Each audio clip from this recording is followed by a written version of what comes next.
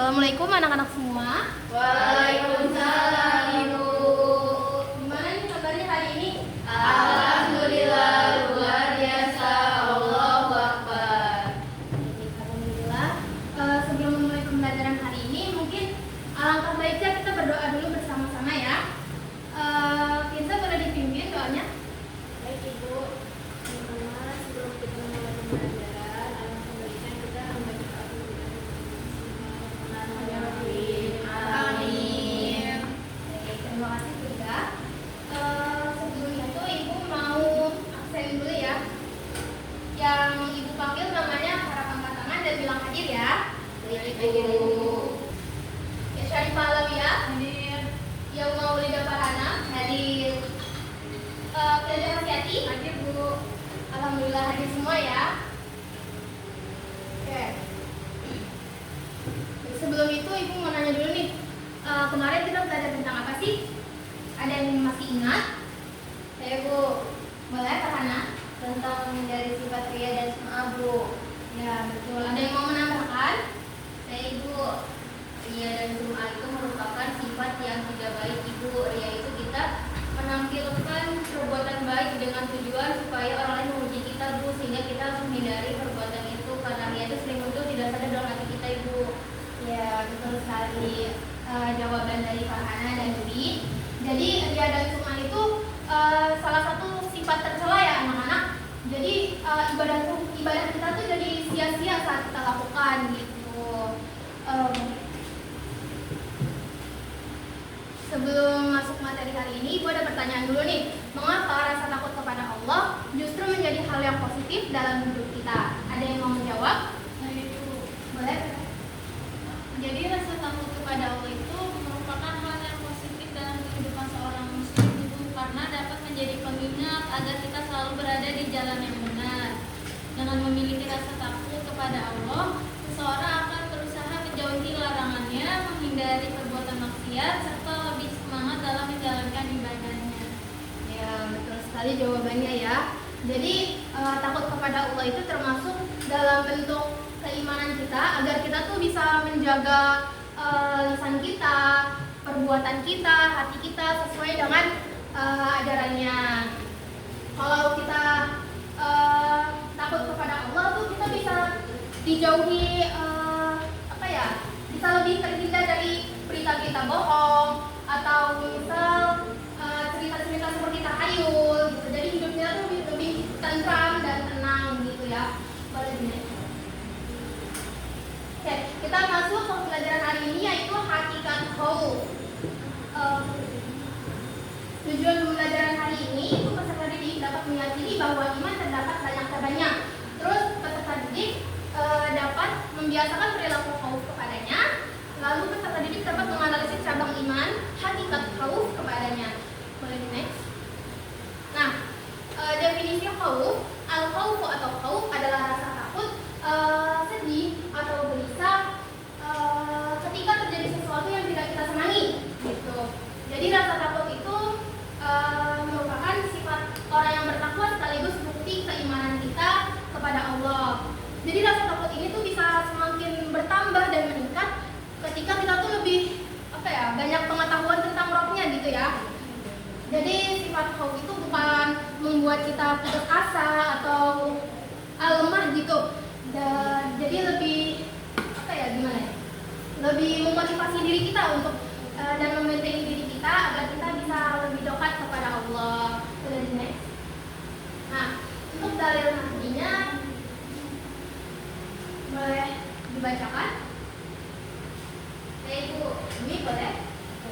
Anak-anak sih radhiyallahu anhu qala qala Rasulullah sallallahu alaihi wasallam khutbatan ma sami'tu billaha matu faqala law ta'lamuna ma a'lamu la dhahitu qalilan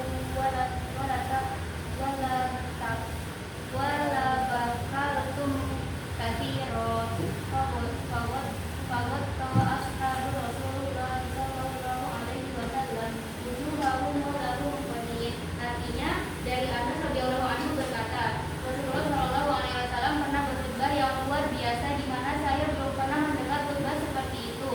karena beliau bersabda, seandainya kamu sekalian mengetahui apa yang aku ketahui, niscaya kamu sekalian akan sedikit sekali tertawa dan pasti akan banyak menangis. Kemudian para sahabat Rasulullah pun menutup mukanya sambil terisak-isak atau menangis. Baik, terima kasih Budi.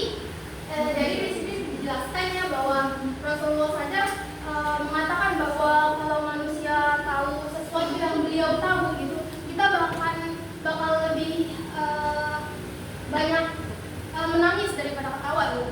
Jadi kita harus lebih introspeksi diri, merenungi diri sendiri gitu ya, agar bisa lebih dekat kepada Allah.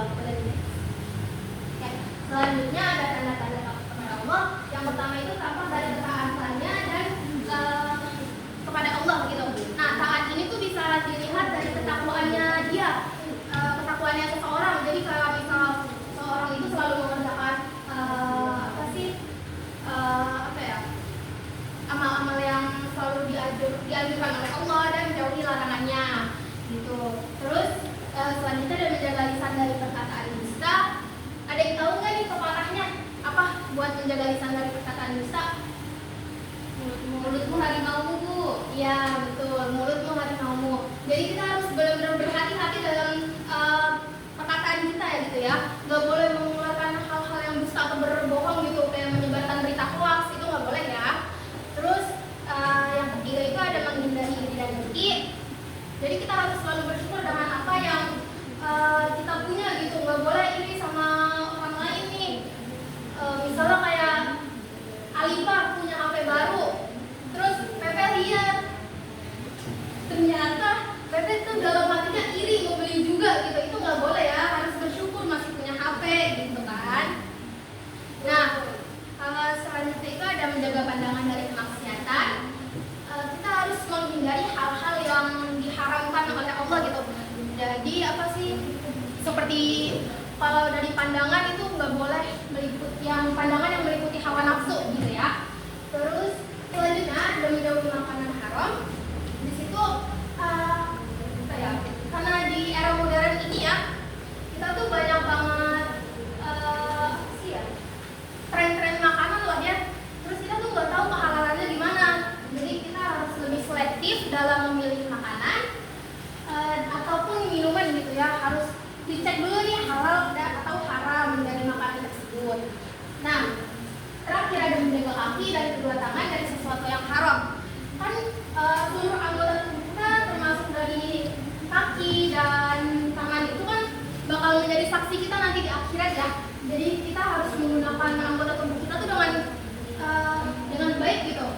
Jadi bisa melakukan hal-hal yang amal soleh atau yang diridhoi oleh Allah. Boleh next? Oke, sebelum lanjut ke studi kasus, ada yang mau ditanyakan dari materi hari ini? Tidak ada Ibu. Tidak Ibu. Kalau gitu langsung ke studi kasus ya. Jadi nanti studi kasusnya itu dalam bentuk video.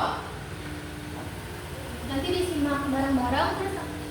Oh iya, sebentar. Ibu bagi dulu jadi 3 kelompok ya. Ini kelompok visual. Terus yang 3 ini nanti kelompok audio. Terus ini 3 ini kelompok kinestetik ya. Jadi nanti ditonton videonya, lalu ibu kasih APD-nya. Nanti di sini ditulis sesuai dengan kolom-kolom di sini. Nanti ini ada tulisannya untuk kelompok visual, untuk kelompok auditori dan kelompok kinestetik. Dapat dipahami? Pahami Bu.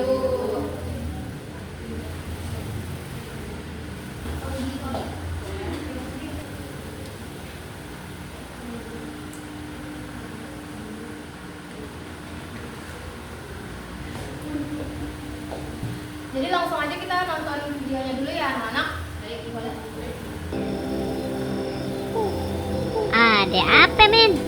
Kok kelihatan takut gitu?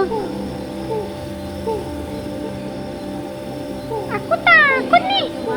Kata orang di sini tempatnya angker, banyak hantu gitu. Iya, suka nakutin orang katanya. Apalagi anak-anak. Aku nggak percaya. Tahu dari mana? Kata orang-orang. Itu namanya musyrik, men. Kita hanya boleh takut sama Allah. Tolong, hantu! Hahaha. Masya Allah, Mus. Baik, gitu ya videonya. Nanti ibu kasih juga di sini ada tulisan kasus yang dari video tersebut di LKPD-nya. Jadi nanti kalian tinggal baca ulang lagi ya. Ibu kasih waktu 2 menit untuk mengerjakannya. Boleh silakan dikerjakan.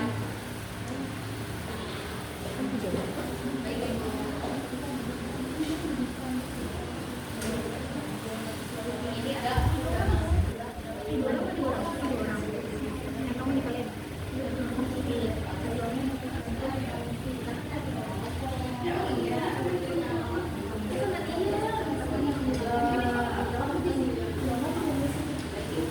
Ya udah Bu, betul Alifah, itu ada bantu. Kamu juga bisa. Terima kasih Alifah.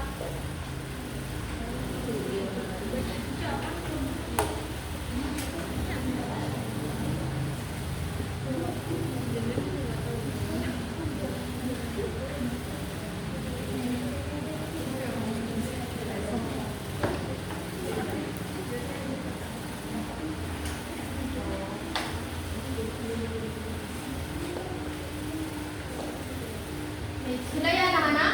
Sudah Ibu. Oke. Kalau gitu untuk maju presentasinya, Ibu nanti pakai spin ya. Baik Ibu. Oke, boleh di spin. Itu mau minum.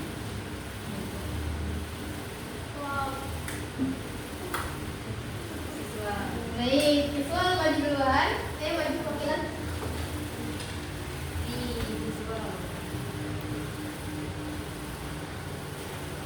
Boleh dibacakan pertanyaannya? Pertanyaannya, apa 2 hal yang sering ditakuti selain kepada Allah? Yang pertama itu hantu Bu. Bilang enggak.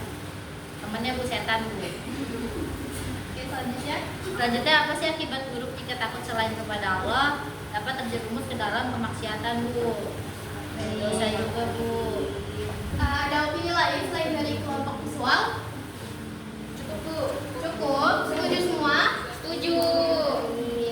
Kalau gitu, Alifah boleh duduk. Nanti Bu. Terima kasih ya. Beri tepuk tangan buat kelompok visual. Satu semuanya. Masya Allah. Oke, selanjutnya boleh diskusi lagi. Ibu Lida malam.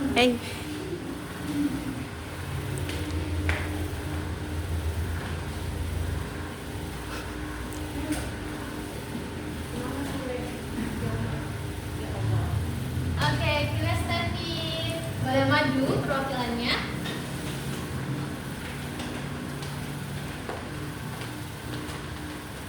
Ibu untuk tidak sedih. Seseorang yang takut hantu atau hantu. Saya takut Bu ada hantu di sini. Lalu temannya mengingatkan bahwa Allah yang patut kita takuti. Nama ya ya Ma, takutnya sama Allah dan sama ayah, terutama sama ibu juga. Karena takut sama hantu, karena hantu itu adalah memang berdampingan sama kita, ya guys. Gitu ya ya Ma. Makasih kami lah. Baik. Boleh cepat makan dulu untuk estetik. Oke, boleh duduk. Makasih Ibu. Iya. Oke, karena terakhir itu kelompok auditorium. Boleh maju ke depan perwakilannya? Oke. Dibacakan soalnya.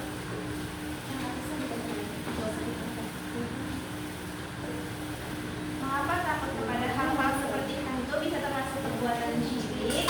Karena kalau kita percaya sama hantu berarti kita tak percaya lagi kepada Allah. Nah, itu termasuk pada perbuatan syirik. Menduakan Allah. Nah, yang kedua, bagaimana seharusnya seorang muslim menenangkan diri ketika merasa takut selain kepada Allah, yaitu dengan mengingat Allah, banyak membaca istighfar, lalu banyak membaca kalimat thayyibah. Itu Ibu. Ada opini lain dari kelompok auditori? Cukup? Oke, baik. Beri tepuk tangan kepada kelompok auditori. Silakan boleh duduk. Baik. Semua penjelasan dari anak-anak semua sudah bagus ya. Mari kita tepuk tangan untuk diri kita sendiri ya. Selanjutnya, Ibu ada refleksi diri nih. Pertanyaannya apa yang bisa dipelajari dari kasus tadi? Ada yang mau menjawab? Boleh Alfa? Dari kasus tadi kita belajar bahwasannya kita nggak boleh takut tuh sama hal-hal gaib kayak hantu atau setan atau rumah-rumah kosong yang angker. Karena sejatinya kita sebagai muslim kita harus takutnya sama Allah Subhanahu wa Ta'ala. Iya, betul sekali ya. Jadi kita tuh nggak boleh menduakan Allah gitu, kayak masa takutnya sama setan tapi nggak takut sama Allah, itu kan nggak boleh ya anak-anak.